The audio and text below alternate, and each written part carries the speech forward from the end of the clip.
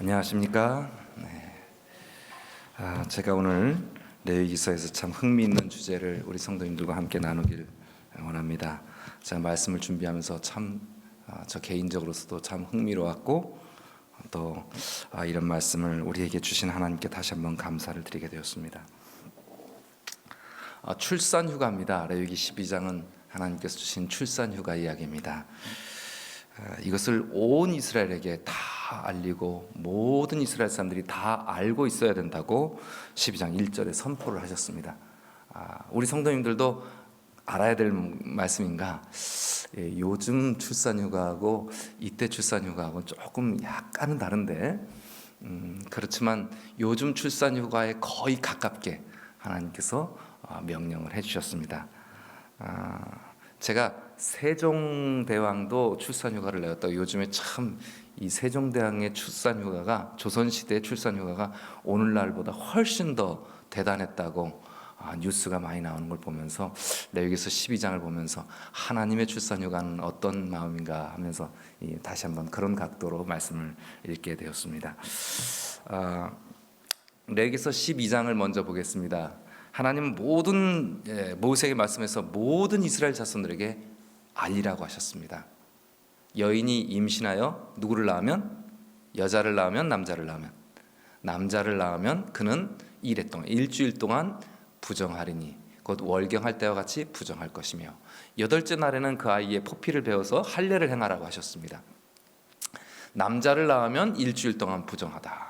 그 다음에 12장 4절에 그 여인은 아직도 33일을 더 지내야 사녀리 깨끗하리니 정결하게 되는 기한이 차기까지는 성물을 만지지도 말고 성소에 들어가지도 마라. 이렇게 말씀하셨습니다. 이게 뭐 부정하다 뭐 이렇게 말씀하지만 여기에 참 제가 제목에서 미리 안심시킨 것처럼 이것은 출산휴가였다라고 말씀을 드립니다.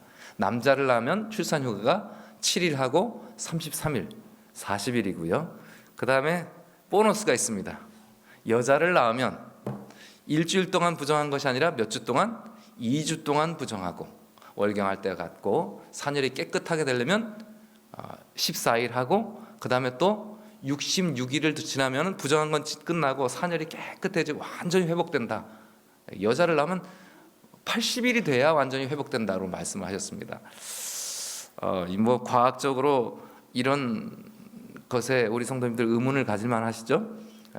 남자와 여자의 성별이 엄마의 모태에서 이 호르몬에 어떤 호르몬에 더 많이 노출되느냐에 따라서 성별이 결정된다고 하는데 그 호르몬이 뭐 남자를 결정하고 여자를 결정했다고 해서 갑자기 뭐 회복하는 출산휴가 40일이어야 되고 아니면 80일이어야 되고 그렇진 않겠죠. 그러나 우리가 잘 아는 대로 이것을 출산휴가로 보게 되면 12장 5절에 여자를 낳으면 2일 동안 부정하다. 그 다음에 66일을 지나라 80일을 지나라 6절에 보면 아들이든지 딸이든지 정결하게 되는 기한이 차면 번제를 위해서 1년 된 어린 양을 준비하고 또 속죄제를 위해서 자기가 이 피를 흘린다는 것 자체는 생명을 잃게 하는 것. 하나님께서는 생명은 피에 있음이라 그 피에 있음이라 말씀하시면서 피 흘림에 대해서 굉장히 중죄를 물으십니다. 그렇기 때문에 어쩔 수 없이 피를 흘린 것 자체도 하나님 앞에는 생명을 중요하게 여기시는 하나님 앞에는 그것이 속죄해야 될 의례로 여기셨어요. 그만큼 하나님은 생명을 중요하게 여기셨습니다. 생명을 소중하게 여기셨습니다. 그래서 속죄제를 위해서는 집비둘기나 새끼 비둘기, 집비둘기 새끼나 산비둘기 2마리씩 가져다가 한 마리는 가난한 사람은 이렇게 하라고 했죠. 가난한 사람은 8절에 가난한 사람들은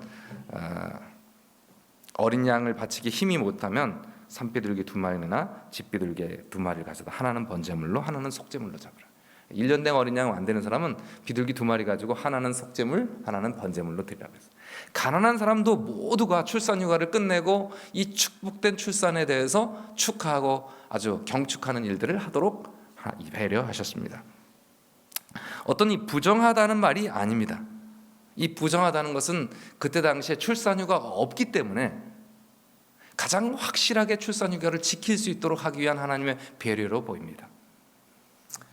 우리나라의 출산휴가가 문제죠.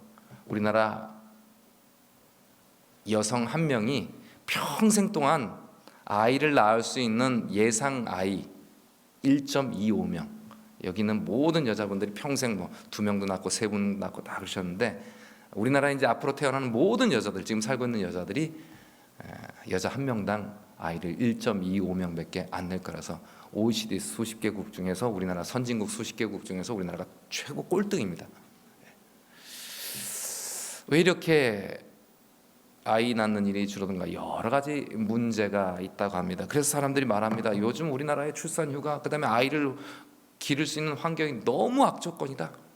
심지어 세종대왕의 노비들, 여자 노비에 대한 휴가보다 우리는 훨씬 못 미치는 그런 출산휴가 가지고 있다. 그래서 세종대왕 출산휴가를 좀 찾아봤습니다. 그랬더니 첫 번째 이 세종대왕이 나이가 한 20살 때쯤 돼가지고 20대 초반에 이렇게 세종대왕 8년에 관청의 여자 노비가 아이를 낳다가 죽는 모습을 봤어요. 아이를 낳고서 일하다가 죽는 걸 보고서 그 당시에 7일간 주던 휴가를 100일을 주라, 석 달을 주라 그랬습니다. 출산휴가를 100일로 넘겼습니다. 그리고 나니까 여자들이 아주 많이 좋아졌겠죠. 이것을 얼마나 잘 지켰는지는 제가 확인이 잘 안 됩니다. 그다음에 두 번째는 출산 전에도 문제가 있더라. 만석이 돼갖고 계속 만삭이 되는데도 주인집에서 일하다가 집에 가다가 아기를 낳고 그냥 일하다가 아기를 낳는 일을 보면서 출산 전에 한 달, 4년 후에 그 사람이 나이 더 들고 자기도 자식을 쭉 낳아보면서 야, 여자들이 이거 회복하기 전에 이 만삭에 이렇게 위험하게 이렇게 일하다가 잘못되면 큰일 나는구나.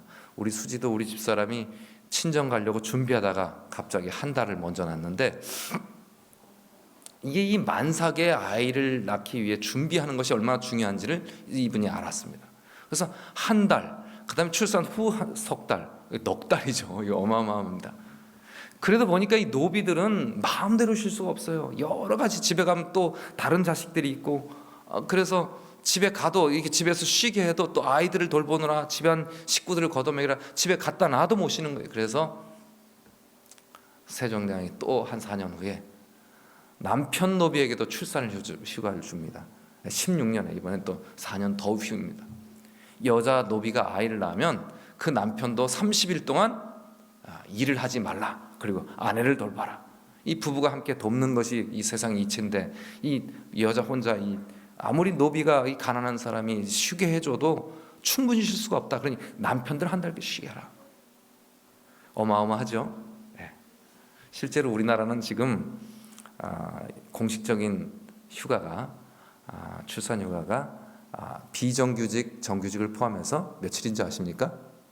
90일.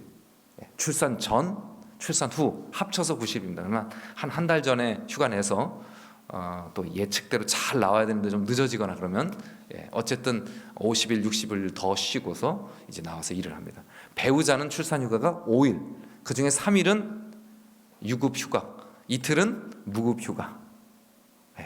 한 달을, 세종대왕도 한 달을 줬는데, 자, 세종의 명령이 이렇게 얼마나 잘 지켜졌을까? 레위기서 12장에 하나님의 출산휴가가 잘 지켜졌을까를 제가 생각해 보았습니다. 세종이 이렇게 명령을 하니까 석 달을 출산휴가 하자니까 사대부들이 이렇게 아뢰입니다. 전하, 사대부에게도 이런 일이 없사옵거든 하물며 노비에게 이렇게 합니까? 그랬더니 세종대왕이 이렇게 말합니다. 자네는 집에 가서 아이를 낳으면, 아내가 아이를 낳으면 돌봐줄 몸종이 많이 있지 않은가? 그러나 저 노비는 돌봐줄 사람이 없네 라고 말하니까 아무 말도 못했다고 합니다. 자, 세종대왕의 출산휴가 명령도 굉장했습니다. 레위기서의 출산 명령은 어떠했을까요? 누가 더 잘 실행됐을까요? 아까 말씀드립니다. 힌트를 말씀드립니다. 90일을 집에 가서 놀려줘도 남편을 한 달을 쉬게 못해주면 여자들이 쉬질 못하더라고요. 상황이 그렇지 못한 것입니다. 자, 누가 더 잘 지켜줬을까요? 제가 12장을 다시 거꾸로 올라가면 여기 여자를 낳으면 두 일해 동안 부정하리니, 부정하다. 아무도 이 여인을 건드리지 못하게 하셨습니다. 어디든지 나가지 못하게 했습니다. 사람들과 접촉하지 못하게 했어요. 그저 아이와 남자면 40일 정도 충분하게 쉬면서 아이를 돌보고, 남자든 여자든 40일 정도면 회복이 충분히 되는데, 여자 같은 경우에는 또 남자를 낳아야 이스라엘 백성들은 재산을 다 물려받지 않았습니까? 땅으로 이스라엘 백성들은 분깃을 물려받았기 때문에 슬로브아스의 딸들이, 우리는 아버지가 딸들밖에 남기지 않았는데 우리에게도 분깃을 줘야 되지 않습니까? 이렇게 해가지고 땅을 여자들한테도 물려주는 일이 있었지만, 대부분 모든 재산은 남자가 그 재산의 상징이었습니다. 그렇기 때문에 이스라엘 백성들에게 또 동아시아에 있는 모든 나라에는 여자를 낳는 것과 남자를 낳는 것의 여자들의 대우가 완전히 다르죠. 그래서 과학적으로 40일, 80일은 근거가 없지만 분명히 있는 것은 남자를 낳았을 때 대접받는 것과 여자를 낳았을 때 대접받는 것이 완전히 다르죠. 남자만 낳으신 분들, 여자도 낳고 남자들 낳으신 분, 옛날에 어떤, 지금 우리 세대는 딸이 그렇게 좋다고 하지만 동아시아에 있는 대부분의 사람들이 아들을 낳고 당당하게 쉬는 만큼 여자를 낳고 당당하게 쉴 수 없는 환경이 있었습니다. 그래서 아이를 낳고 며칠 안 있다가 나가서 일을 하다가 평생 고생을 하고 하죠. 자, 이스라엘 백성들은 아마도 동양인의 신체 구조를 가진 것 같습니다. 90년대에 미국에 유학 갔던 한 선배님 가족이 미국에 가서 아무도 돌봐줄 수 없는데 혼자 병원에 가서 아이를 낳는데, 미국 사람들은 아이를 낳고 바로 그 다음날 퇴원을 해가지고 집에 가서 여자들이 샤워를 한다고 집에 가서 샤워를 하라고 가르치더래요. 그래서 못 모르는 이 엄마가 혼자, 이 젊은 엄마가 시집을 가고 미국을 같이 갔는데, 거기서 덜컥 아이가 생겨서 아이를 낳는데, 미국 사람들은 머리는 이렇게 조그맣고 여자들의 골격은 이렇게 커서 쉽게 낳고, 몸도 그렇게 다 이렇게 뭐 이렇게 뼈가 다 어그러지지 않는 상태에서 쉽게 이렇게 일어나서 가서 뚜벅뚜벅 집으로 가서 샤워도 하고 거뜬한데, 우리 한국 사람 미국식으로 가르쳤다가 쉬지를 못하고 나서 얼마나 고생을 했는지 빨리 둘째를 낳아서 다시 몸조리를 해야 회복된다 그러더라고요.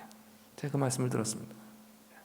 이 서양 여자의 골격과 그 서양 아기들의 이 두상, 그리고 한국과 아시아에 있는 여자들의 골격과 한국인들의 이 두상은 완전히 차이가 나서, 이 한국 여인들이 많이 60일, 40일 정도 쉬지 않으면 회복이 잘 안 될 만큼 그렇게 악조건에서 태어나죠. 성경에는 아마 우리 동양 여인들을 아마 배려한 것 같으십니다. 충분한 출산 휴가를 주셨어요. 그리고 번제와 속죄제를 통해서 이 속죄제라, 야, 이 여인은 부정한 여인이니까 절대로 건드리지 마라, 절대로 나오지 말게 해라, 이렇게 하면 잘 지켰을까요? 아니면 세종대왕처럼 90일을 쉬어라, 그런데 집에서 애들이 엄마 밥 줘, 그러면 그 엄마가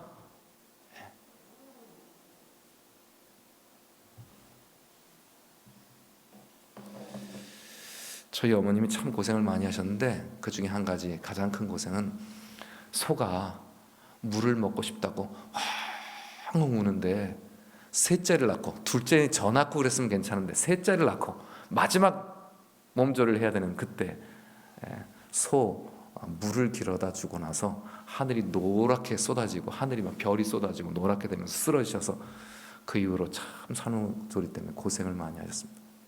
이 산후조리 굉장히 중요한 것입니다. 그런데 과학적으로 어떻게 산열이 더럽다, 어떻게 부정하다는 것이 아니라, 충분히 차별이 있는 이 사회에서 적어도 40일 아니면 80일을 누구도 건드리지 못하게 하고 누구도 간섭하지 못하게 해서 못 일어나게, 접촉하면 무슨 큰일 나는 것처럼 그렇게 차단해 놓으시는 하나님 명령, 얼마나 아름다운 명령인가 생각하게 됩니다. 이렇게 해놓지 않으시면은 아마 세종이 90일을 쉬라고 명령했어도 임금의 명령이 집집마다 애들이 말을 안 들으면 어떻게 해요? 엄마랑 접촉되면 안 된다, 엄마는 여기서 있으면 안 된다, 우리하고 하면 안 된다, 그러면 옛날에 어느 분이, 제가 만나는데 가족들이 숟가락도 따로 먹어야 되는 서러운 말씀을 하셔요. 이질이 걸리고 나서 완전히 가족들하고도 모든 것을 철저하게 격리하게 하라고 해서 병원에서 그렇게 했다는 이야기. 그래서 신앙을 받아들인 얘기를 제가 이렇게 탐문을 하고 교회 이한날 얘기를 들으면서 그런 얘기를 듣게 됐어요. 신앙 안에서 거듭나게 된 경험 얘기하면서 이렇게 격리하게 하는 것, 이런 명령이 잘 지켜졌을까요? 아니면 세종대왕의 명령, 임금이 명하노니 90일을 쉬어라, 이 명령이 잘 지켜졌을까요? 제가 볼 때 비록 세종대왕보다는 한 10일 모자라고 한 50일 모자라기도 하지만 성경 레위기서에 부정하리니 사녀리 깨끗하게 될 때까지 어디 나오지 말고 그것이 다 지나면 나와서 축제를 벌이고 기쁨의 감사 예배를 드리라는 이 말씀이 잘 지켜졌을까요? 여자들을 위해서 백성을 하늘의 자녀처럼 여긴 세종대왕과 하나님의 자녀, 내 자녀를 직접 사랑한 하나님 마음. 출애굽기 레위기 12장은 확실한 출산 휴가의 말씀입니다. 그런데 우리나라에서 지금 현재도 이런 것들이 잘 지켜지지 않고 있다고요. 현재도 겨우 90일 받았지만 이 출산휴가 90일 다 받아먹으면 이런 사람은 도둑놈이라고 이야기를 한다고요. 그래서 여자들이 직장에서 출산을 하려면 미리 순번을 정해서 출산까지도 해야 된다고요. 이 말씀을 들으면서 참 고단한 삶을 사는 이 세상 사람들을 생각하게 됩니다. 출애굽기 23장 12절의 말씀을 읽습니다. 안식일 명령에 이런 명령을 하셨어요. 출애굽기 20장의 10계명에 안식일을 기억하여 거룩히 지키라고 말씀하시면서 그 지켜야 할 이유에 대해서 이렇게 설명하셨습니다. 출애굽기 23장 12절을 함께 읽습니다. 시작. 너는 6일 동안에 내 일을 하고 제7일에는 쉬라. 내 소와 나귀가 쉴 것이며 내 계집종의 자식과 나그네가 숨을 돌리리라. 숨 돌리게 하는 것입니다. 안식일은 숨 돌리게 하는 것입니다. 소와 나귀도 숨 돌리고 계집종도 숨 돌리고 그 자식까지 숨 돌리고 나그네가 와서 또 그곳에서 힘들게 또 부역을 하고 남의 집에서 일하게 된 그들이 모두가 쉬게 하시기 위해서 하나님은 안식일을 명령하셨습니다. 레위기 12장을 보면 그 안식을 명령하신 하나님 마음이 너무나 잘 드러납니다. 그래서 저는 시선을 잠깐 돌립니다. 레위기 12장의 출산 휴가의 명령을 40일, 80일의 휴가 명령을 매주 우리 모두가 여자들만 하는 것이 아니라 우리 모두에게 휴가 명령을 하시는 안식 명령으로 좀 시선을 돌립니다. 안식일은 하나님은 만물에게 빛이 있으라, 궁창이 있으라, 그 다음에 바다와 육지 그 안에 식물이 있으라, 해달별이 있으라, 바다의 물고기와 공중에 나는 새가 있으라, 그리고 땅에 있는 모든 짐승들이 있으라 하셨습니다. 그리고 보시기에 참 좋았다라고 말씀하십니다. 쭉 나오죠? 있으라 하시고 참 좋았더라. 그리고 그들이 이 땅에 살면서 또 다 죽게 되었습니다. 너는 피투성이가 되었어도 내가 지나갈 때 너가 벌거벗은이가 되어서 피투성이가 되었더라. 그러나 너는 피투성이야도 살라. 다시 내가 말하노니 너는 피투성이야도 살라. 그러면서 말씀하십니다. 이 땅에서 우리를 정죄하지 않으시고 의롭다 하시고 그분의 사랑에서 우리를 끊어낼 수 있는 것은 아무것도 없다고 말씀하십니다. 하나님의 사랑에서 끊어낼 수 있는 것은 아무것도 없다고 로마서에 말씀하셔요. 로마서 8장에 우리를 의롭다 하신다고요. 안식일에 우리를 정죄하는 것이 아니라 우리를 의롭다 하신다고요. 우리 마음이 쉼을 얻고 우리를 하나님의 사랑에서 끊어낼 수 없는 것처럼 출산휴가 40일과 80일을 명령하시고 안식일에 쉼을 명령하시는 하나님의 사랑에서 우리를 끊어낼 수 있는 것은 아무것도 없다고 말씀하십니다. 자, 그 말씀 여기 있죠? 좀 자세히 봅니다. 내가 내 곁으로 지날 때 내가 피투성이가 되어 발짓하는 것을 보고 내게 이르기를 너는 피투성이어도 살리라. 내가 가나안의 자식이 됐고 암몬의 자식, 이집트의 족속 그 후손이 돼서 정말 엉망진창으로 너 버려놓고 부모들은 떠나고 완전히 그렇게 너가 벌거숭이처럼 그렇게 내던진 이스라엘, 너가 그 갓난아기처럼 피투성이 갓난아기처럼 그렇게 있다. 그러나 내가 너에게 말하노니 너는 이스라엘 백성아, 내 백성아, 너는 그렇게 벌거벗은처럼 내던져진 것처럼 그렇게 이 땅에서 있을지라도 너는 피투성이가 되어서도 살라. 다시 이르기를 너는 피투성이라도 살라. 로마서 8장 30절에 말하십니다. 우리를 정죄하지 않으시고 우리를 부르신 그들을 또한 의롭다 하시고 의롭다 하신 그들을 또 영화롭게 하신다. 우리를 불러주시고 의롭다 해주시고 우리를 영화롭게 하시고 영광스럽게 하시는 그 하나님께서 우리에게 말씀하십니다. 이 세상의 어떤 것들도 다른 아무 피조물이라도 우리를 우리 주 예수 그리스도의 사랑 안에서, 하나님의 사랑 안에서, 예수 그리스도 안에 있는 하나님의 사랑에서 끊을 수 있는 것이 없을 것이다. 우리는 하나님의 이런 귀중한 배려, 아주 하나님의 하지만 내 친자녀에게 할 법한 하나님의 사랑의 배녀로 이 땅에 살게 된 사람들입니다. 오늘 출산휴가 명령과 안식의 명령 속에서 우리는 하나님의 끊을 수 없는 사랑을 발견하게 됩니다. 제가 로마서 8장 30절에 의롭다 하시고 정죄하지 않으신다는 말씀이 여기 있습니다. 예수님이 마태복음 12장에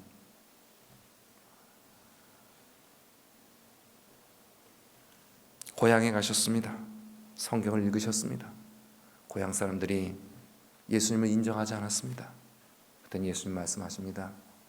나는 자비를 원하고 제사를 원치 아니하노라 하신 뜻을 너희가 알았다면 이 무죄한 나를 죄로 정치 아니할 것이다. 나를 무죄한 나를 정죄하지 아니할 것이다. 인자는 안식일에도 주인이라 하시니라. 그래서 10장에 또 말씀하십니다. 정죄하지 않는다고요. 근데 사람들은 안식일에 모여갖고 쉽게 다른 사람을 정죄하는 일이 많았습니다. 우리를 의롭게 하시는 하나님, 마태복음 10장 42절에 또 누구든지 제자의 이름으로 이 소자에게 냉수 한 그릇이라도 주는 사람은 내가 진실로 내게 이르노니 결단코 그 사람이 결단코 뭘 잃지 않을 것이다? 상을 잃지 않을 것이다. 자, 안식의 명령을 하시는 하나님이 다른 사람을 안식에 정죄하지 말라 하시고, 그리고 하나님께서 그 작은 사람에게라도 소자에게라도 냉수 한 그릇이라도 주는 자는 내가 진실로 내게 이르노니 내가 결단코 상을 잃지 않으리라. 노비의 자녀에게, 노비의 아내에게, 여자 노비에게 90일, 100일 출산 명령을 내린 세종대왕의 의도는 그 보호받지 못할 노비마저도 건강하게 아이를 태어나게 하길 원한 것입니다. 계집 아이를 낳으면 60, 80일, 사내 아이를 낳으면 40일을 쉬게 하신 하나님 명령도 그 작은 소자 하나 할지라도, 뭐 아무리 저도 좀 부잣집, 이스라엘의 부잣집 가정은 좀 더 잘 쉬었겠죠. 그러나 이 아무리 어려운 가정에도 60일, 80일만큼 여자들이 잘 쉬도록 명령하신 이 명령이에요. 결탄코 이 작은 소자 하나도 소홀히 하지 않으신 하나님이요. 마태복음 18장 10절에 이 소자 중에 하나도 없인 여기지 말라. 하나님이 이 40일, 80일 명령하고 여자에게 80일 명령하신 하나님의 의도를 보면 노비에게 90일 명령한 세종대왕과 의도가 같은 것입니다. 보호받지 못하는 작은 소자까지라도 소중히 여기려는 마음이었죠. 그 소자 하나도 없인 여기지 말라. 저희의 천사를 하늘에서 그 천사들이 하나님을 직접 뵙느니라. 오늘 레위기 12장에서는 우리가 하나님의 자비를 보게 됩니다. 나는 자비를 원하고 제사를 원하지 않는다. 냉수 한 그릇이라도, 소자 하나도 소중히 여기는 안식일의 주인 하나님이요. 그래서 우리 신앙인의 삶은 예수님이 그 모든 레위기서를 사람들이 다 잘 지켰지만, 그러나 예수님이 그 삶을 보여주십니다. 그러므로 누구든지 이 어린아이와 같이 자기를 낮추는 그가 천국에서 큰 자니라. 자기를, 우리 신앙인의 삶, 안식의 명령을 받고 소자에게도 아주 쉼을, 나그네에게도, 계집종의 자식에게도 숨을 돌리게 하시는 하나님의 섬세한 배려, 소자도 소중히 여기는 이 땅의 짐승과 이 땅의 모든 만물까지도 쉬게 하기를 원하시는 하나님의 그 마음, 그 마음은 어린아이와 같이 자기를 낮추고 형제를 나보다 낮게 여기고 하나님이 생명을 주시고 복되게 하여 번성하게 하시는 것처럼 이 땅에 생명을 주시고 복되게 하시고 거룩하게 하셔서 번성하게 하시는 하나님의 그 창조 기사를 보는 것처럼요, 우리도 우리 주변에 있는 사람들의 생명을 북돋는 삶을 살아야 된다는 것입니다. 생명을 북돋는 삶. 생명을 북돋는 삶이 어떤 삶입니까? 자기를 낮추는 것에 키가 있습니다. 형제를 나보다 낮게 여기라는 것에 키가 있습니다. 여기 이렇게 제가 정리를 해봤습니다. 안식일을 제가 안식에 대한 여러 책들을 읽으면서 우리가 안위하리라는 책에서 이 부분을 발췌했습니다. 그가 그 백성을 안위하리라는 책, 안식일의 책. 이웃의 생명을 북돋기 위해서는 우리가 뭐 하고요? 용서하고. 우리가 안식일에 예수님의 요한복음 8장, 4장, 그다음에 5장, 그다음에 7장, 8장, 예수님의 안식일에 목숨을 걸어야만 했던 그 상황들을 몇 번 봤습니다. 그들은 안식일에 뭘 했습니까? 왜 저 죄인을 고쳐주느냐 이거예요. 그냥 멀쩡한 사람도 아니고 저 벌받아 마땅한 죄인을 또 왜 고쳐주는 거예요? 정죄하기 쉬운 사람입니다. 안식일을 잘 지키느냐 못 지키느냐에 따라서 이것에 대해서 정죄하고 싶어하는 사람들에게 예수님은 전혀 그 정죄받아 마땅한 사람들을 가서 고쳐주시는 것입니다. 용서를 하기를 꺼려하는 사람에게 용서하라고 하시는 것입니다. 우리가 안식일에 안식의 명령을 받은 사람으로 생명을 북돋는 사람이 되기 위해서는 우리가 먼저 뭐 해야 된다고요? 용서하는 사람. 모두에게요. 소와 나귀, 계집종의 자식, 나그네까지 숨을 돌릴 수 있도록 이 피곤하고 고단한 삶 속에 살면서 하나도 업신여김 받지 않도록, 모두가 돈 없으면 업신여김을 받고 정말 인권이라는 것이 정말 조선시대보다 훨씬 더 못한 그런 경제로 인권이 정해지고 인권의 차이가 생기는 이 불편부당한 이 마지막 세상, 그런 세상에서 피곤하게 살아가는 사람들에게 그들의 삶을 북돋기 위해서 우리가 먼저 정죄하기보다는 뭐하고? 용서하고 그들을 먹이고, 따뜻한 음식으로 먹이기도 하고, 따뜻한 위로로 먹이기도 하고, 따뜻한 미소로 먹이기도 하고, 따뜻한 방문으로 먹이기도 하고요. 그들을 그리스도의 의로운 옷으로 옷 입히고 위로해주고 격려해주고 정죄하지 아니하고 판단하지 아니하고 입히고, 그리고 그들이 새롭게 복돋을 수 있도록 치료하는 삶을 살아가는 것입니다. 그래서 안식일에 우리는 이웃에게 축복이 되기 위해 사귀는 삶, 안식의 명령은 남에게 축복이 되기 위해서 우리가 사귀는 시간을 가져야 된다고 안식일이라는 치약에는 이렇게 설명되어 있습니다. 안식일은 용서하고 먹이고 입히고 치료하며 그리고 축복이 되는 사귐을 갖는 날. 자, 다시 한번 보겠습니다. 제사보다 뭘 원하시는 분이라고요? 자비를 원하시는 안식일의 주인 하나님께서 우리에게 뭐라고 하신다고요? 정죄치 말라. 우리는 어떻습니까? 제가 이런 삶을 사는지, 진실로 생명을 붙돋는 신앙인의 삶은 귀천을 가리지 않고 크고 작음도 가리지 않고 뭣도 가리지 않고요. 그 다음에 귀하고 천한 거 가리지 않고, 누가 큰 사람이냐 적은 사람이냐 차별하지 않고, 그 다음에 뭣도 가리지 않고요. 시시비비도 가리지 않는데 옳고 그름도 가리지 않고, 우리가 판단하지 않는다는 것입니다.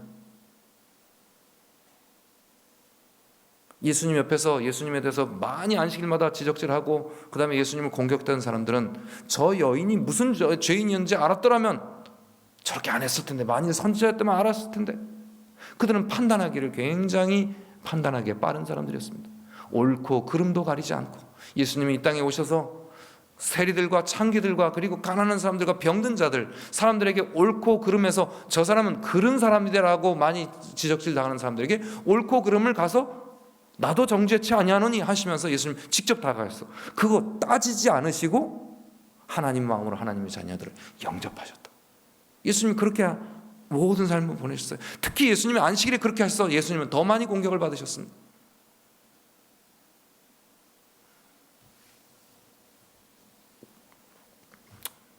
그런 삶을 살면 마태복음 5장 45절 함께 읽습니다. 시작. 이같이 한즉 하늘에 계신 너희 아버지의 아들이 되리니 이는 하나님이 그 해를 악인과 선인에게 비치게 하시며 비를 의로운 자와 불의한 자에게 내리우심이라. 자, 시시비비를 가리지 않는다고요. 옳고 그름 가리지 않는다고요. 누가 어떠냐 판단하지 않는다고요. 그리고 하나님은 그렇게 안 하셨다고요.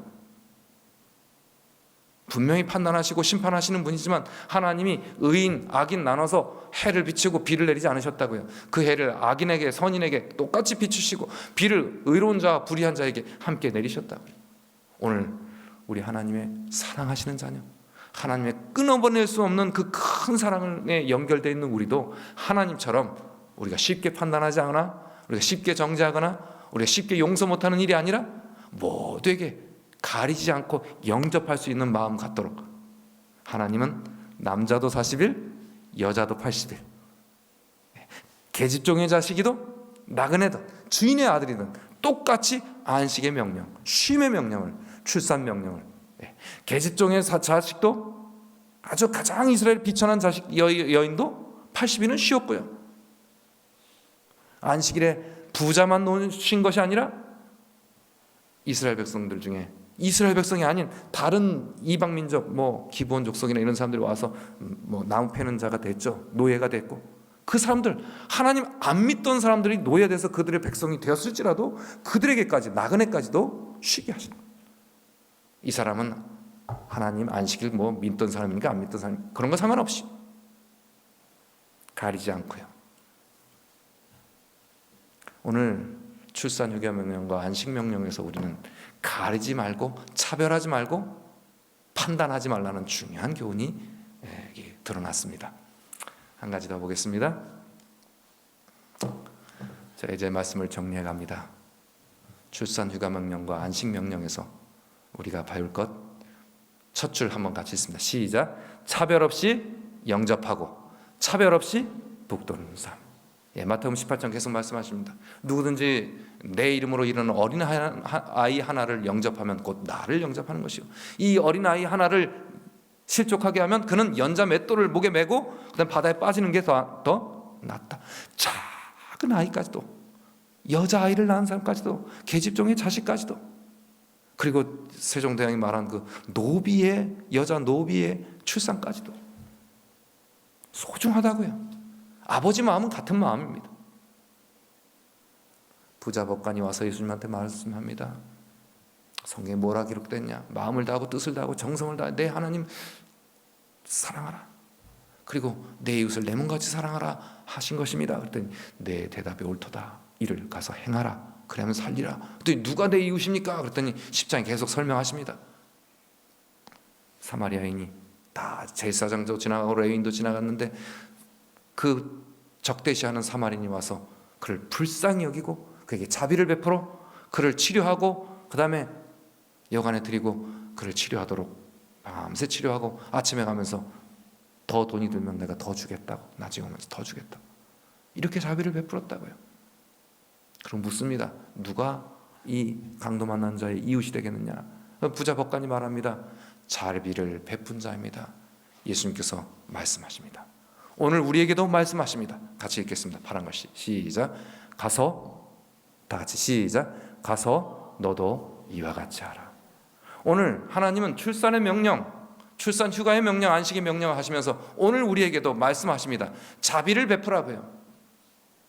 가서 너도 이와 같이 하라. 이 아름다운 명령이 하나님 명령입니다.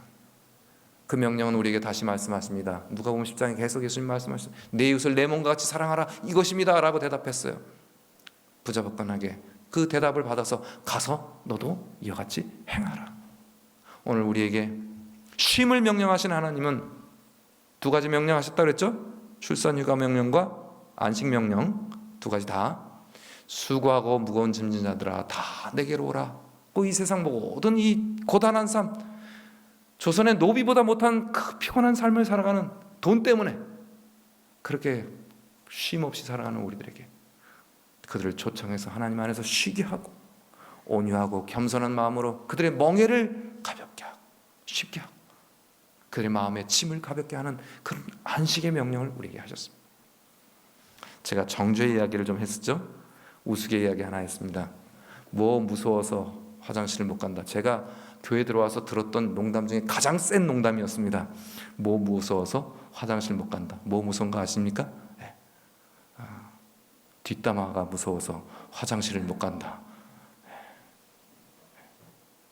우리가 앉아서 쉽게 정죄하기 쉽습니다. 판단하기 쉽습니다.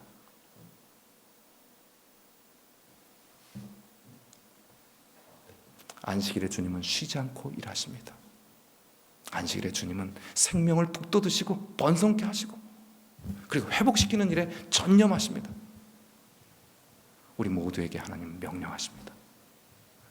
모두의 몸이시고 그리고 그들의 마음이 쉼을 얻도록 판단하거나 정죄하거나 그 다음에 우리가 뭔가 하지 않고 모두를 겸손한 마음으로 영접하고 정말 축복이 되는 삶이 되기 위해서 축복이 되는 사귐, 회복이 되는 사귐 그리고 생명이 되는 사귐이 있도록 이 안식일을 보낼 수 있다면 우리는 하나님 명령을 잘 순종하는 사람입니다. 가서 너도 이와 같이 하라. 주님은 오늘 우리에게 이렇게 명령하십니다. 다시 한번 말씀드립니다. 출산휴가처럼 쉼이 필요한 세상입니다. 우리는 쉼을 앞에 좀 보시죠. 우리 간판에도 달았는데 쉼을 뭐 하는 성도? 나누는 성도들. 우리의 섬김을 통해서 쉼을 나누는 성도들이 되길 간절히 바랍니다. 안식의 자녀들로서 우리의 형제와 이들이 안식을 누리기까지 우리로 말미암아 우리의 사귐을 통해 우리의 섬김을 통해 우리의 돌봄을 통해 우리의 위로를 통해서 우리 주변에 있는 사람들이 쉼 없이 사는 사람들이 안식을 누리고 쉼을 얻기까지 우리를 쉬지 못하게 하시는 하나님의 이 거룩한 명령이 오늘 이 저녁 우리 성도님들 마음을 움직이시고 우리 성도님들의 마음속에 이 사명으로 우리의 삶을 걷게 하시는 그런 귀중한 명령, 소중한 명령이 되길 간절히 바라며 말씀을 드리겠습니다.